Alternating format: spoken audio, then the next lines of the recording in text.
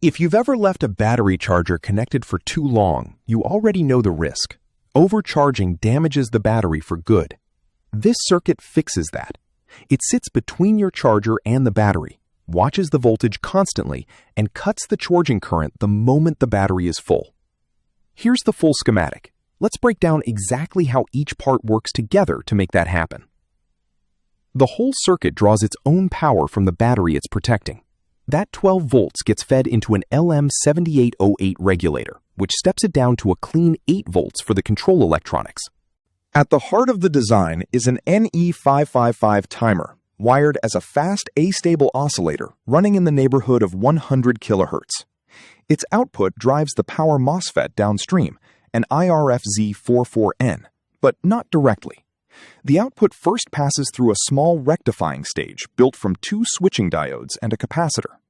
This stage takes the 555's fast switching output and rectifies it into a steady DC voltage higher than the 8-volt supply line, since the MOSFET needs a solid gate voltage above its source to turn on fully, with very low on resistance. A Schottky diode sits between the charger input and this MOSFET, blocking any reverse current from flowing back into the charger when the circuit is idle. With the MOSFET fully on, current flows from the charger, through the MOSFET, and into the battery, and charging proceeds normally. While this is happening, a red LED stays lit, giving you a simple, direct signal that the battery is actively taking charge right now. The key question the circuit has to keep answering is, how full is the battery right now? That job falls to a 10K potentiometer wired across a resistor divider, constantly sampling the battery voltage. The wiper feeds this sampled voltage through a Zener reference diode into a BC547 sensing transistor.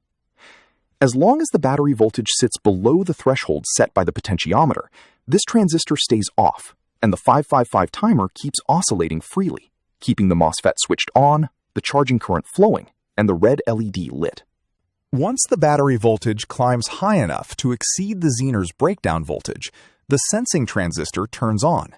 This pulls the reset pin of the 555 timer low through a small resistor network, which halts the oscillator immediately and removes the gate drive from the MOSFET, so charging current stops and the red LED goes dark.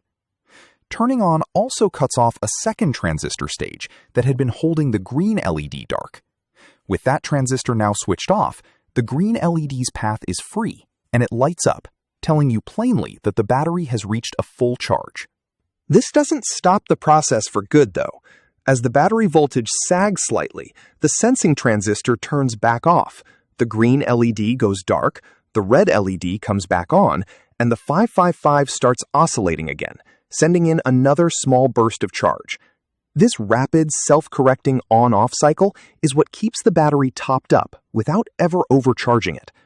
Once the battery is truly full, the green LED stays lit for longer stretches, while the red LED only flickers briefly in between, a clear sign the circuit has backed off and is just gently maintaining the charge.